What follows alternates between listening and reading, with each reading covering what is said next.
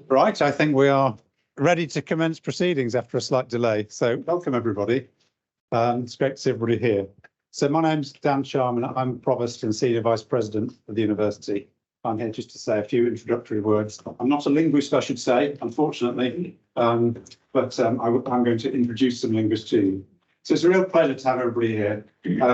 Several generations, I think, of language learners, pupils and teachers from schools and colleges. And the university has close relationships with the schools, and alongside, of course, alumni, and not just those in the auditorium, but lots of people online as well. So in a moment, I'll introduce our guest speaker, Rosie Tapper, but before doing so, I just wanted to say a few words about languages in a global world. So this annual event was established in 2019 to showcase how languages can shape people's careers and relationships, give them a sense of adventure and a host of new ways of engaging with the world.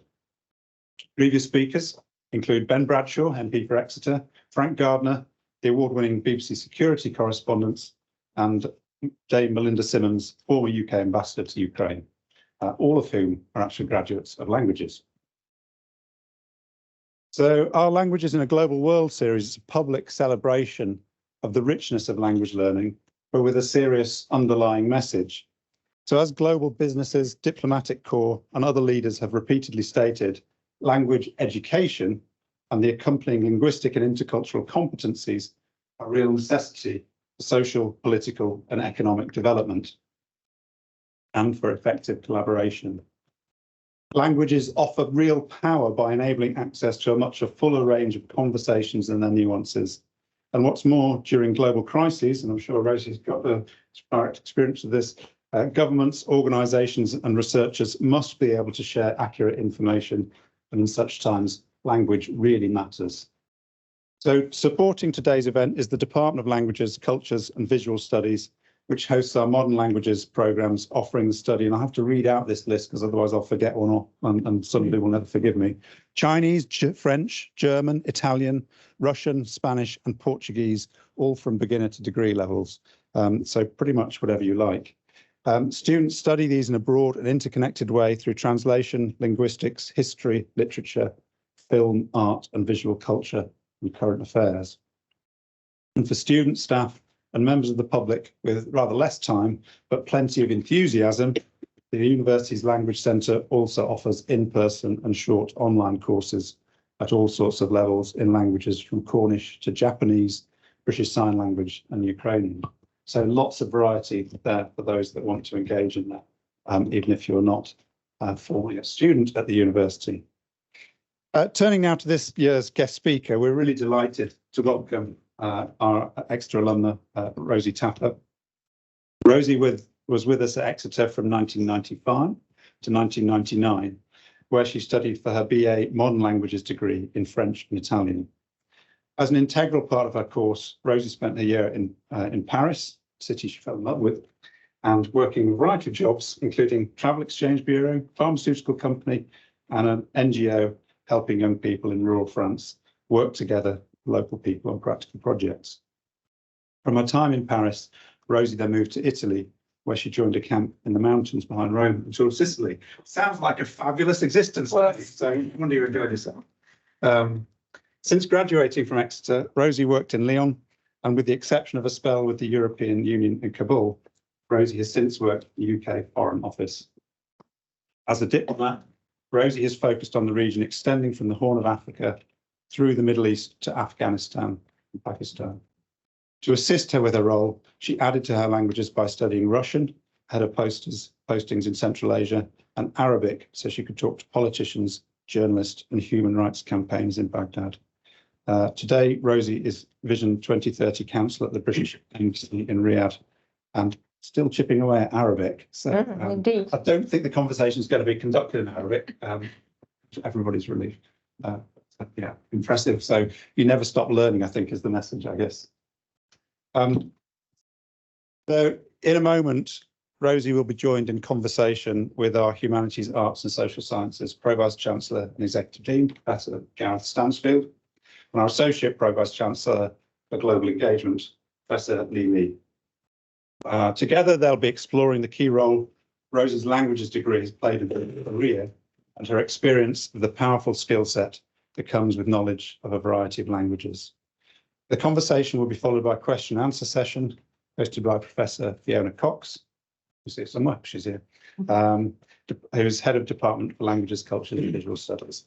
Questions pre-submitted by local school students will be put to Rosie. So nothing more for me to say. We're going to hand over to Gareth and to start the conversation. Thank you, Dan. So Rosie, welcome back to Exeter, and I hope you have enjoyed your day on campus. So you have had a really successful career. We are interested in knowing what background or education has prepared you for this path. Yes, thank you, and thank you for being here. It's been really great to be back on campus today, not least as the sunshine seems to have followed me from Riyadh. I think in terms of how my education prepared me for this role, I would say that certainly I think my immediate experience during my year abroad as a student here at Exeter enabled me, I think, to persuade the Foreign Office to employ me. I know I chose during my third year abroad in Paris to work as opposed to being a student or teaching French students English. And as you heard in the introduction, I did 3 jobs in succession, and I think I learned an awful lot from each of those. And I think that practical experience of working abroad enabled me probably to pitch myself as a credible applicant to the Foreign Office in a way I might have struggled to do otherwise. I think equally, having learned languages at Exeter, French and Italian, I was determined to take advantage of the opportunity to learn languages when I joined the Foreign Office. I think it's extraordinary, really, that at taxpayers' expense that I've been able to spend time both here and overseas studying languages full time. And I saw that as a real benefit of being in the Foreign Office, and I wanted to take advantage of it. And I think I believed that I would be able to master or at least make plenty of progress in another language because I'd done so here in Exeter. Yeah, that's brilliant. Great, and great to see you again, Rosie. Last time we met was in Riyadh, not so long ago. And while working for the Foreign Office, you've worked and lived in the Horn of Africa, across the Middle East, Afghanistan, and Pakistan. And how have your various international roles affected the way you view the world? I think invariably the work I've done in embassies overseas has been quite humbling, and I think not least because of the people I've been able to work with and because of the huge fortitude they've often shown. I think working in places like even Riyadh today, but certainly the experience in Kabul and perhaps Central Asia gives you a real appreciation of what you have and how fortunate you are and how much we take for granted, perhaps simply the fact that we're able to live in a peaceful and predictable fashion. I was quite inspired, for instance, by my colleagues in Ghana. I was doing a political job trying to understand what was happening in Ghana. And part of my responsibility was to run a scholarship scheme whereby talented Ghanaian people could come and spend a year at a British university. And I remember interviewing students for that programme and being really humbled by how desperate they were to come to the UK and have this opportunity to study. And that actually inspired me myself to apply for a master's programme. I think even now I work in Riyadh with a number of people who've joined the team at the embassy in Riyadh quite recently from Sudan, having had to leave Sudan just perhaps a year ago in circumstances that were difficult and completely unforeseen. And I'm really struck and impressed by the resilience and fortitude that they've shown in rebuilding their lives in another country. And I often wonder how, if I were to be faced with similar really adverse circumstances, I would cope. And I doubt very much I would cope as well as the people I've worked alongside do. Thank you. Wow, that's really exciting to hear. So let's go back to your student life. So, and I guess as a teenager, you must have been very interested in languages. So can you tell us why you gravitated to learning languages, and particularly French and Italian? I think at school, I enjoyed languages. And I think often we tend to do better at what it is we enjoy. And I think to some extent, the languages you learn at school is determined by the languages on offer. Yeah. I was fortunate I was at a school that offered Italian, and so I took up the opportunity to learn Italian. But there was really nothing in my background that suggested that I would sort of ricochet about the world in the way I have. I've led a fairly routine kind of childhood in Loughborough. And as a family, we travelled abroad, I think, just 4 times, really, while I was a child. And we once went to Italy. We went to Venice when I was 7. And that made a huge impression on me. I absolutely just thought Venice was the most extraordinary place. Everything about Italy, the food, the sights, the number of people on a motorbike. I just loved the place. And I was like, it's extraordinary. I was really sad because I thought I wouldn't be able to go back. And again, then I remember going to France and just really liking being somewhere abroad and somewhere different, and everything was exotic, almost tangibly so. And I remember thinking, wow, this is France, you know, this is an extraordinary. And I think probably because I otherwise had a fairly pedestrian existence, the contrast was all the greater. And I think the more exciting, I just knew that I really wanted to see more and experience and feel more of this. Mm. Well, you definitely highlighted one really important aspect of learning languages, language in use, right? So you got to see how language is used in real life. Mm-hmm. So yeah, that's it. Yeah, and we've already heard about your love of Paris and your time in Rome and in rural France. But what memories have stayed with you during your experiences on the time that you spent abroad during your degree? Oh, I think so many. I think I came to Exeter to study languages because I wanted to spend as much time in other countries as possible, and just doing a language degree seemed a good opportunity to do that. And so I wanted to use my first summer as a student to get abroad, partly to practice French. And I found that you don't need a great deal of money necessarily to travel overseas, and I was looking for opportunities to do so in a way that wouldn't cost very much. And I came across international youth camps. And these are short 2 to 3 week projects whereby people from different countries come together, typically in a rural area, to engage in some common activity with people who are living in the local area.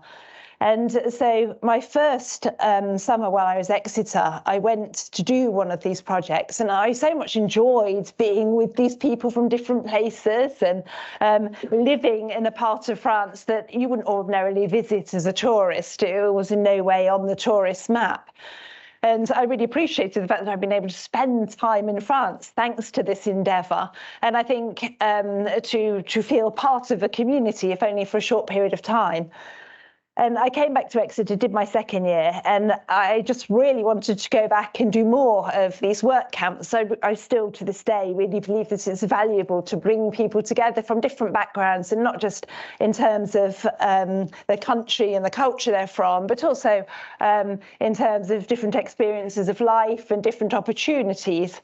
In many cases, the volunteers could have probably more opportunity to study and see different places than the local people we were living alongside, but that didn't matter too much, and I think we all gained a lot by the experience of being together and learning from each other. And so all this to say that the highlight for me of my year abroad in Paris was undoubtedly when I applied to work for the organisation that ran these camps in Paris and got the job. Mm-hmm. And so I was able then to work for a non-government organisation that ran these camps in Paris with a group of people like me who believed in the value of bringing people together.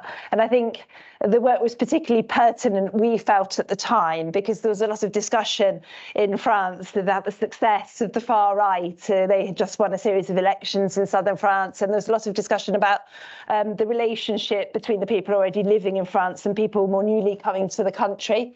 And I think we were quite ideologically motivated and believed in some way that we were doing something useful to encourage a more harmonious approach to being together with people from different places. Mm. Right. So coming back to Exeter as a student, after your year abroad, or maybe your first year. So what was memorable about Exeter? Like, for example, the people here, or maybe your tutors, your fellow students, student life, or maybe just a program? I think it is the people that make any experience, and to this day, some of my closest friends are people I met here, and a couple of them certainly studied languages. I think being a student is just a very special experience, and I was reminded of it today when I was sitting in the coffee shop just down the corridor. I think as a student, you just have so much time, just to sit and just hang out and chat with people in a way you simply don't experience otherwise. And I think because you explore so much with people during those times, and you have nights that don't end, and I think those experiences are irrevocably bonding, and I think it's certainly those relationships that you take with you, and in a more mercenary way they might prove useful to you. Certainly when I initially arrived in Paris, I worked in a bureau de change, and I got that job through a friend I'd made at Exeter. But more importantly, I think many of these people are kind of people who will go through the journey of life with you, and I think it's almost worth coming to university to have that alone. Yeah, definitely, yeah. Okay. Just moving away now from Exeter, now you've got your fantastic career as a diplomat in the Foreign Office, but how did you navigate those first early steps from making the transition from being a student to embarking on the first steps and stages of a career? And what key skills from your degree were most helpful to you at that time? I think I was lucky and probably unusual in that in my fourth year of university, I knew I really wanted to work for the Foreign Office. And so I applied then, and I must say I was helped in doing so by the career service here. And I got the job quite quickly after graduating. So after graduating, in fact, I didn't even graduate, so I went straight off to India and hacked around there for a period of a couple of months. And I recall phoning up from India, I think this was even in the days before email, to find out I got the job with the Foreign Office. And so I had to abort my plan to go and teach monks English and come back here for security interviews. So I think in terms of the transition, I was quite lucky. I then went off to Lyon, actually, and did what probably was better for my French than anything else I could have done, which was go and work in a bar for 3 months. And then started with the Foreign Office. And I think, again, I was lucky in that I joined the organisation with a cohort of about 20 of us. And I felt we had a really good connection between us as a group, which helped us. And then I was very fortunate in that my first job, I had a terrific boss, a very supportive team. And I think often it's the case that if something starts well, a new job or probably a new career, it tends to set you up quite well. So I think there was quite a lot of luck. I mean, there's definitely been tougher times since, but initially, I think I felt I got off to quite a good start. So your current role as Vision 2030 Counsellor at British Embassy in Riyadh, and you have been there for about 2 years. So what was your first impression of Saudi Arabia, or maybe the city of Riyadh? Yes, I mean, it's probably worth saying that Saudi Arabia embarked on this mammoth programme of transformation a couple of years ago in 2016. And this is known as Vision 2030, and it's an attempt to transform sectors such as health and education, and really to diversify the economy away from a reliance on hydrocarbons, oil and gas, well, oil primarily, to one where there are a range of sectors and people can get jobs in different fields, and the government can generate money from other sources than oil. And so I arrived in 2021, 5 years into this project. And I think whereas other governments might embark on these long-term reform endeavours, it's quite unusual to see one that has such a palpable impact in such a short space of time.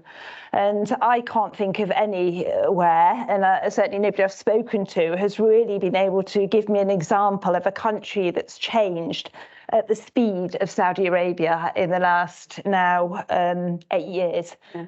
And it really is extraordinary. I think many of us who are lucky enough to be living in Riyadh today feel that we're really privileged to see the change that's taking place in the country. And I think we're all very conscious that in 20 or 30 years from now, people will look back and say, gosh, that was extraordinary that we were able to be there in Saudi Arabia at that time. And so I came to Riyadh from Baghdad, which really is just up the road. But it's a completely different world. I mean, you struggle to believe that the two were neighbouring countries. And so I think I was just blown away by the place. I mean, it was quite seductive. And I think what's quite mesmerising is this combination of the very modern and very high-tech, it's a very wired digital population, and they want the best of everything and can have it. And so things like restaurants are superb, and the furnishings and the offices you go to are often quite beautiful. But so there's this ultra kind of modern, very sophisticated kind of element to visiting Riyadh today, against a very, in some ways, traditional society, but in the sense of a people who have a distinct identity and culture that they're very much still nurturing and valuing. Yeah.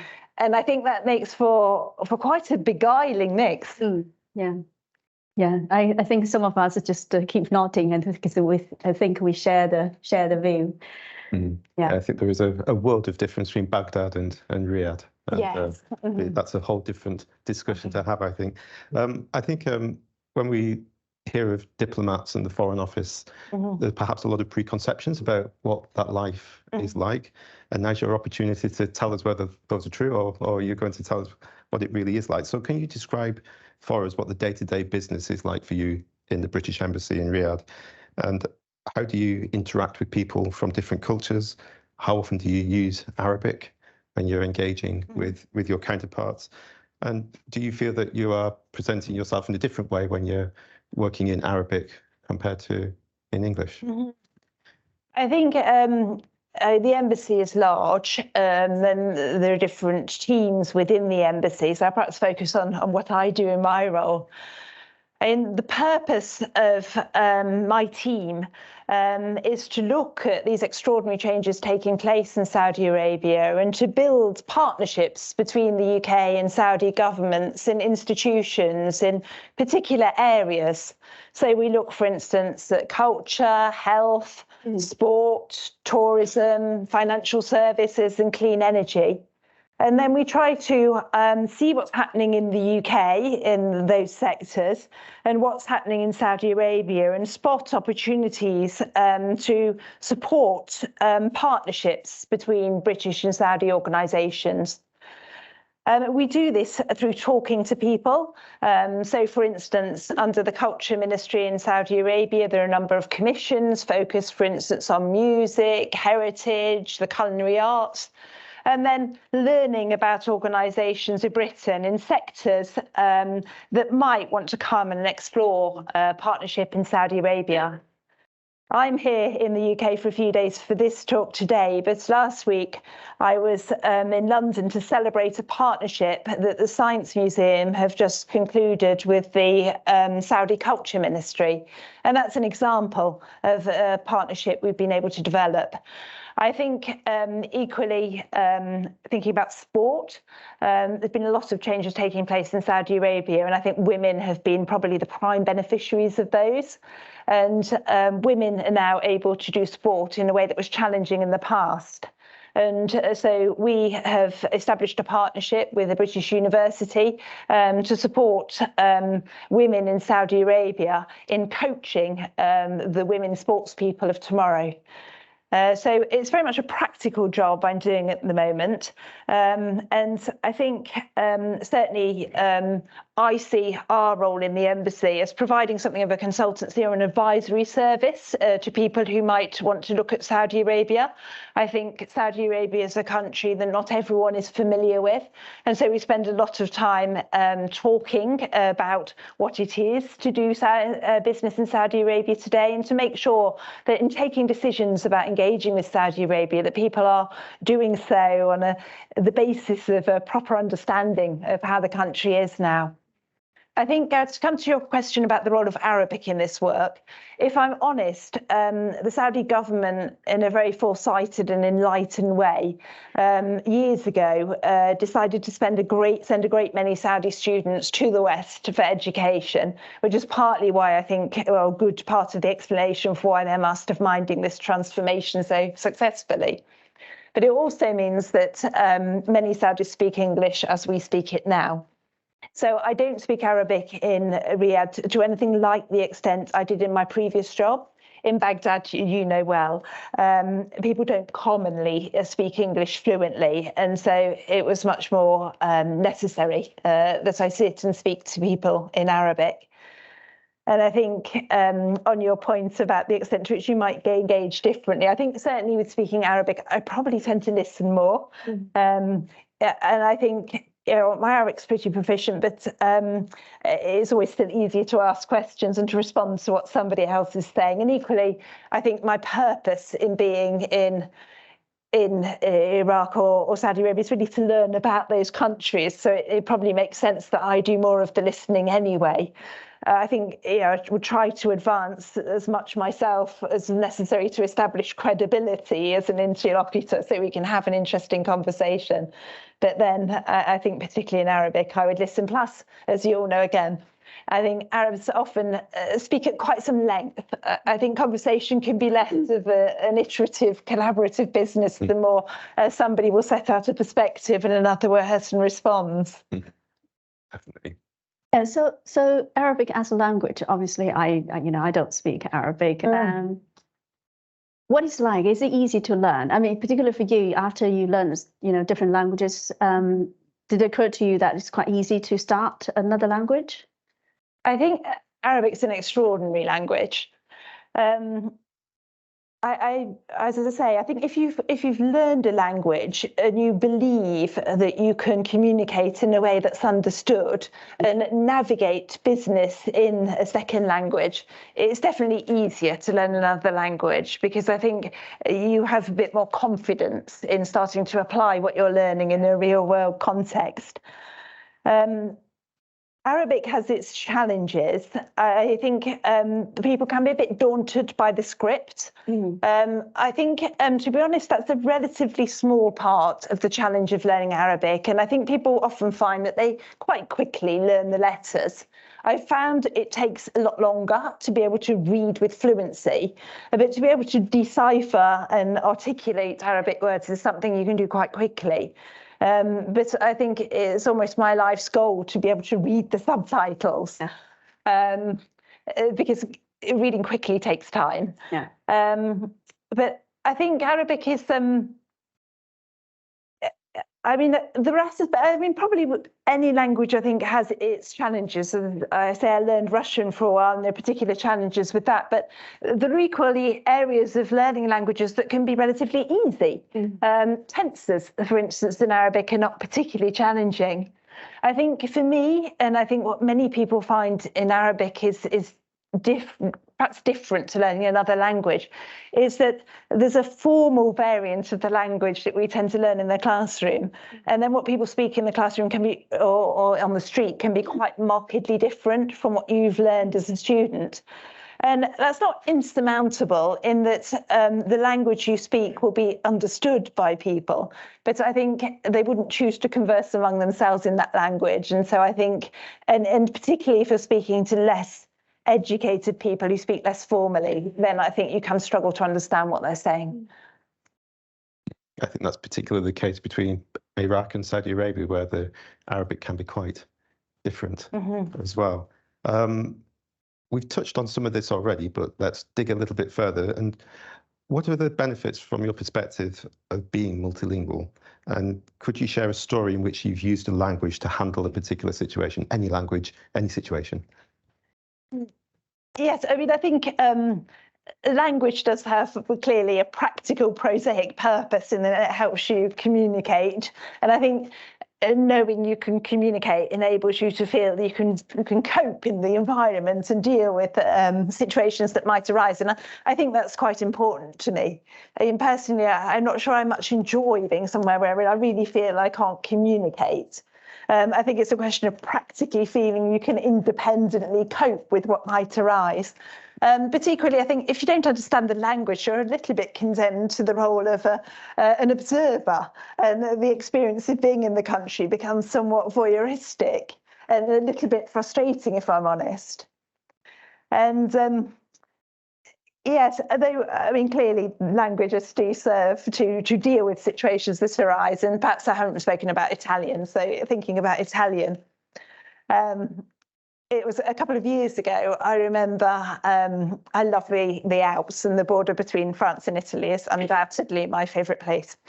And I was travelling between Geneva and Courmayeur on the Italian side of the French-Italian border on a Flix bus. And the bus was terribly late, and so then we were held up on the border, and several passengers were not able to continue their journey, which delayed us further. And then the bus continued, and it's only a short drive from the border to Courmayeur, the Italian mountain town that I was going to.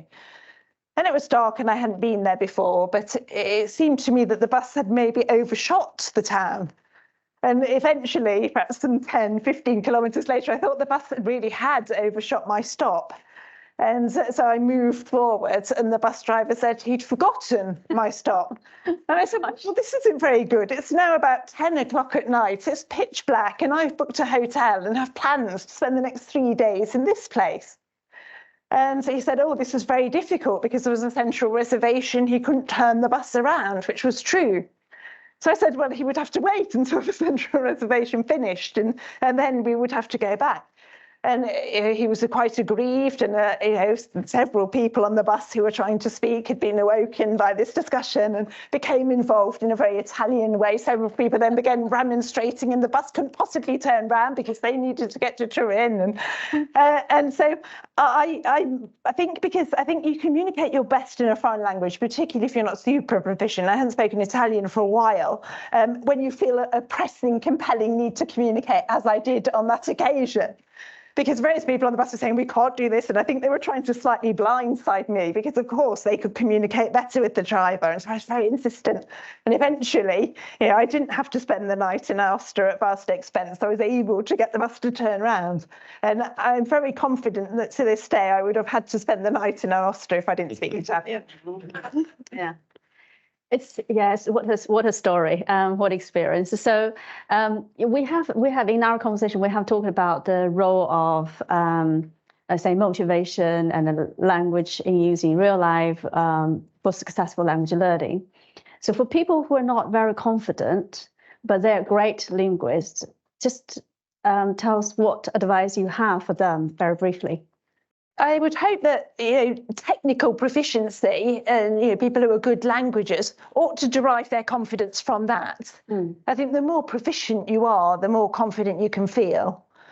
But equally, I think some of us can feel that we're quite competent and confident in dealing with the written word, but that doesn't always translate into the practical world. I've seen people who are perhaps more extrovert and more inclined to, see the world as a stage, actually get quite far with limited technical competence, just because they communicate in a way that suggests they believe they're going to be understood. And so other people buy into this myth, and I think they feed off it. Yeah. And so they go on, and they get a reputation for being the people who speak well. So I think almost we can take a leaf from their book. I think try and perform and wing it. And I think equally, try not to be knocked too easily. You will make mistakes. It doesn't matter if you make a mistake. And I think perhaps sometimes try and think about how you might feel if you're speaking to somebody who is trying, but perhaps struggling to speak English. I mean, I've never thought less of such a person, and you might want to support them. But you, I think, always appreciate the fact they're trying to communicate with you. So I would just say hang in there and have a go. Brilliant advice. Final question there, Rosie. And returning to the start of the interview and reflecting on the distance you've travelled in your career since your degree, and including the travel on the bus in Italy, what do you think is the value of a humanities education in the world today? I think if we're thinking about humanities broadly, I think certainly my job, and I can believe a lot of jobs, are really about dealing with information. As I described earlier in Riyadh, you know, I hadn't been to Saudi Arabia before summer 21, and so I needed to learn about the country. And so I think it's an ability to try and draw together information from a range of sources and come to some kind of reasoned perspective or reach some kind of judgment about what is happening there and what you might do in response. So I think history, I did a history course after Exeter. It very much illustrates this skill, the ability to absorb quite a lot of information and then to weave a coherent argument that can be supported by information is something that's extremely valuable, because I think many humanities graduates, whether they go into law or certainly the civil service, academia certainly, are going to be in the business of influencing and persuading. And I think to do that, I mean, you can appeal to emotion, but I think often logic has its place. And I think the humanities education gives you that ability to make a case. Great, thank you. And we fully agree with you as well. I rest my case. Handing over now to Fiona. Yes. Great. I'm going to start with a really warm welcome. It's an absolute joy to welcome so many of the pupils from the schools with whom we work closely. So we have pupils here from St James Taunton, King's School Taunton, Exeter College. We have even more schools joining us online. Warmest thanks for being with us, and even more thanks for sending in such fantastic questions. So we'll get on with this part of the session, though I do have to say you've made me so nostalgic for being a second year with the year abroad ahead of you, all of that that's offered there. So there was a fantastic question that was sent in, I think, which is, has learning languages changed your relationship with English as a mother tongue? I don't know that I would say it's changed my relationship with English, but I think learning a language, as I say, does enable you to communicate when you need to. But equally, I think as you become proficient and really familiar with the language, you can develop an appreciation of the art of expressing yourself in that language. And I think this is certainly for me particularly true with French. It's undoubtedly probably true of Italian and maybe many other languages. But I think perhaps to a greater extent than British people, French people take great pride in the way they express themselves on occasion. And I remember being at Exeter actually and having a French lecturer, and she encouraged us to read the Le Monde editorial. And I still do so quite regularly. And I was reading a piece in an editorial a couple of days ago, and it was really beautifully written. Mm-hmm. And I think if you study a language to a high level, you too can derive the same enjoyment and pleasure from being able to understand that language and appreciate the way in which it's used that a native speaker might. Thank you. And it leads quite nicely into the next question, which picks up on so those magical moments in language learning when you realise that you're acquiring some kind of fluency. And it's what languages do you think in? And sort of do you think in different languages on different occasions in different contexts? I think if I'm speaking French, I don't consciously speak. I mean, I'm not sure when you're speaking, as I'm speaking to you now, I'm not sure I'm particularly speaking in English. Mm-hmm. I'm not sure thought always has a language, but it's not something I've thought about before. But certainly I don't think in French, I certainly don't translate from English into French. I think you do get yourself in that mindset in this ever ceaseless quest for trying to really crack Arabic. I did some exams in Arabic a couple of weeks ago, and I actually took a week off work to focus on this preparation. And I really tried to listen to Arabic radio, tried to engage with English as little as possible during that time.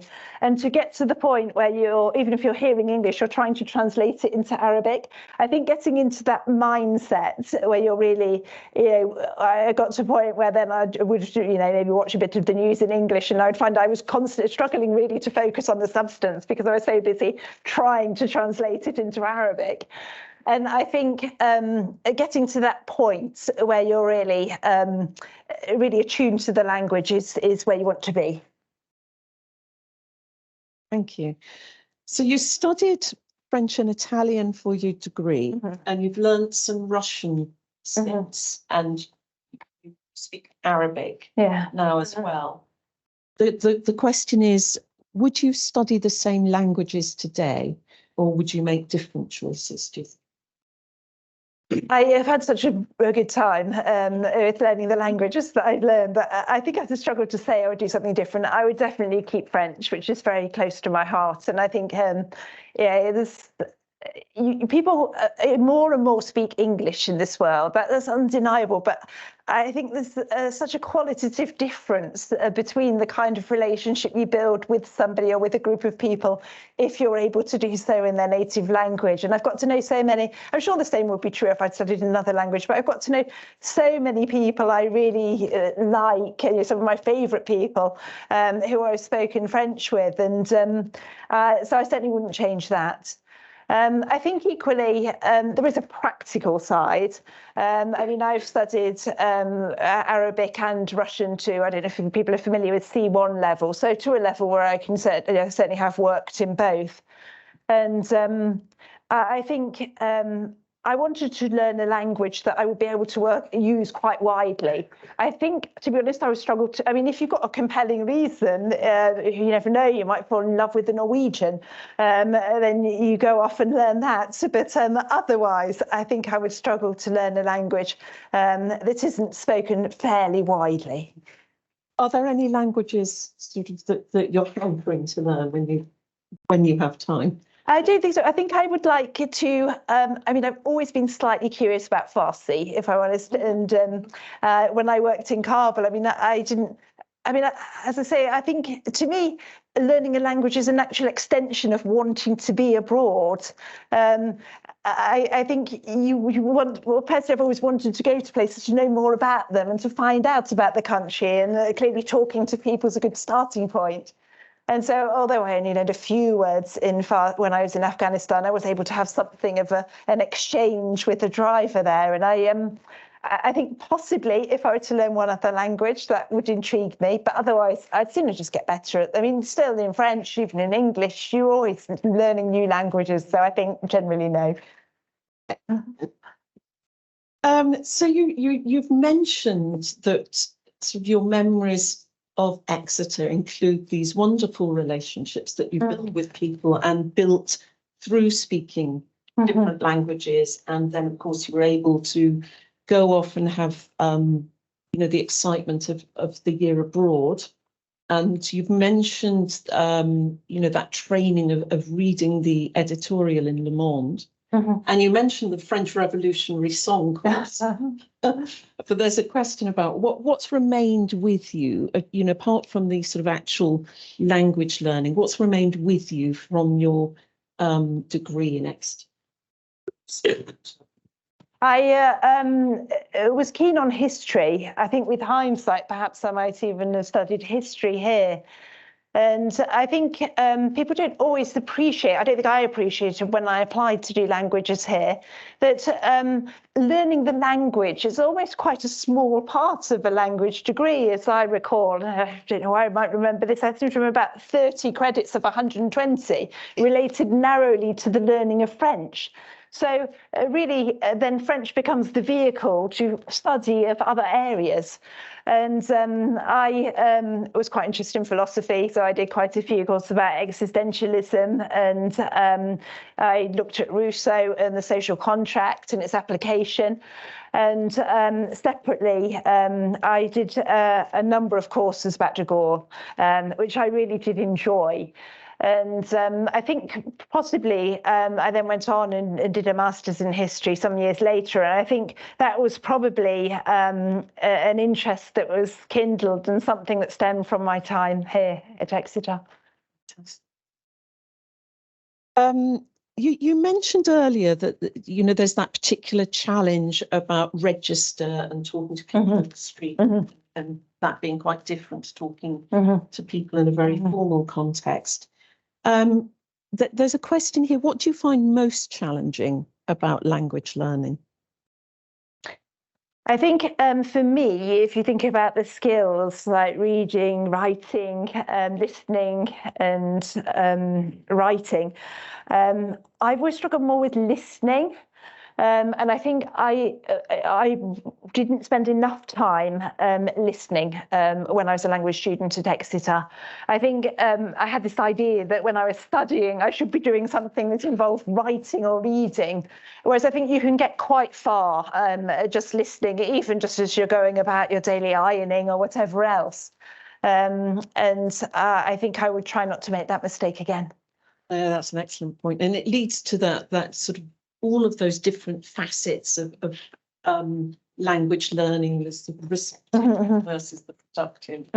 And you mentioned earlier that tenses are quite easy in Arabic, but as a more general point, what would you say is, you know, languages have a reputation for being difficult, but in many ways there are easy aspects of language learning as well. So what would you say might be the easy aspect of language learning? Yes, I mean, I think there is an instinctive element, and whether it is innate or whether you develop the instinct, I think this is partly why listening is so important. Yeah. And I do remember I had a really brilliant French teacher at A-level, and I probably owe a lot to him.